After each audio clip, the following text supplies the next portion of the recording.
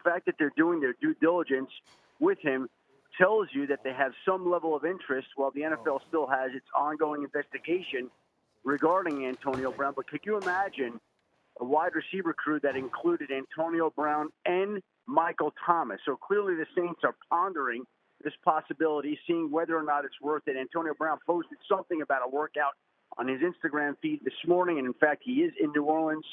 The Saints are doing their due diligence. They are working him out to see what kind of shape he's in, and they are obviously considering making a move with him. Otherwise, they wouldn't bring him in. And, oh, by the way, in the NFC South, I also should mention the Falcons are bringing back their head coach, Dan Quinn, and their general manager, Thomas Dimitro. So a very busy morning in the NFC South here.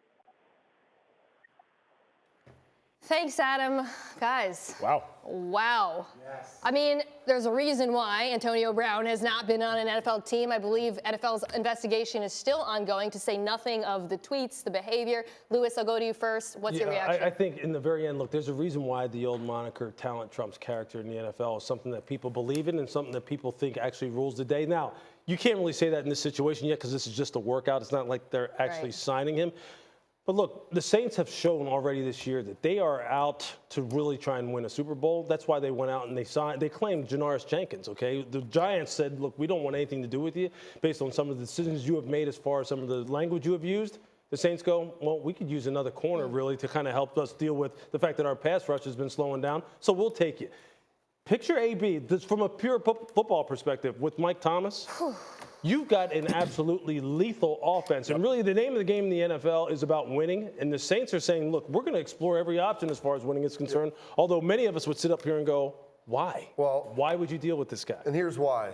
Because you have a championship quarterback, you have a championship head coach. Sean Payton is probably one of the few guys that's uniquely equipped to be able to handle this situation because he's no nonsense. If you screw up, I'll kick you out. But they have a quarterback that's plus 40. That window, man, Louis, is getting skinny. You know what? It's interesting that you say uniquely, equipped to handle this situation. This situation doesn't get handled. It handles itself.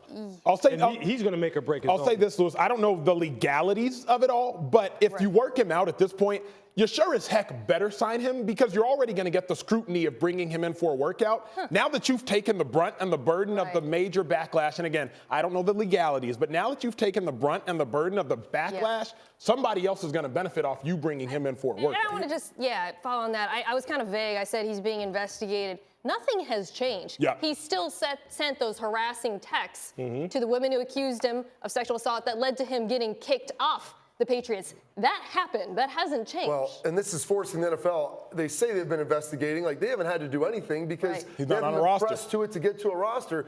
And you talked about, maybe the pushback publicly.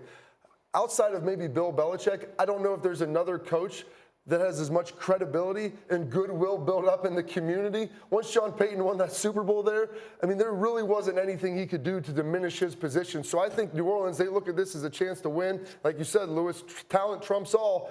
And they're going to probably force the NFL and again, to this. I guess what we should do is pump the brakes and just say, hey, look, they haven't signed him. They are working him out. But you're right, Acho, when you say this. Bro. When you bring someone in like this at this point in time in the season, you're not kicking the tires. He's not a reserve future signing. You're not signing him to develop in the offseason. You're going, can this guy help us this year or not? And can he help us right now? And honestly, this isn't a football question. The workout doesn't mean anything. This is a matter of whether or not he can fit into your structure and whether or not the city's going to sit there and go, yay or nay. It's this or this. Sean Payton is like, NFL, I got something for you. Obviously, we've heard all of the turmoil with Sean Payton dealing with the referees, feeling like it's been some calls. Obviously, the window is tight. Drew, 40. Saints in a position to win the Super Bowl. They feel like they're maybe one player away. And if you bring Antonio Brown in with Michael Thomas, it changes everything. But with that being said, this dude like a pit bull off a leash.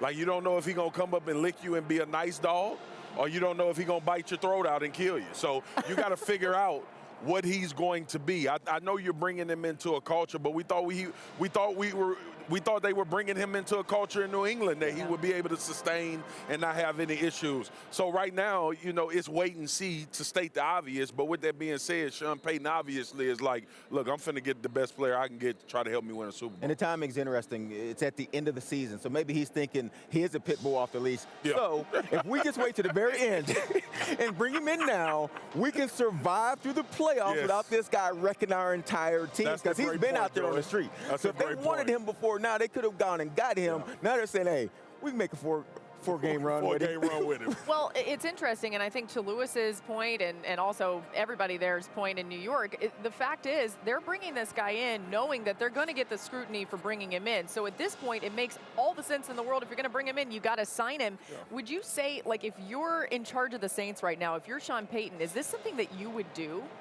No, I wouldn't, because, look, we've seen Antonio Brown run roughshod in 2 days. Joey's saying 4 weeks through the playoff, and hopefully you can sustain it, but we don't know that, right? And that's what I was saying about Antonio Brown when we were having the conversation about possibly bringing him back to New England. The problem is there is no sustainability. You don't know. The NFL is built on sure things. That's what guys want to know. You don't have to be a Pro Bowler or All-Pro, but we need to know you're going to show up every Sunday and do your job. You have no idea if Antonio Brown going to do that. One sure thing that you do know is he's talented. Thank you for watching ESPN on YouTube. For more sports and analysis, download the ESPN app, and for live streaming sports and premium content, subscribe to ESPN Plus.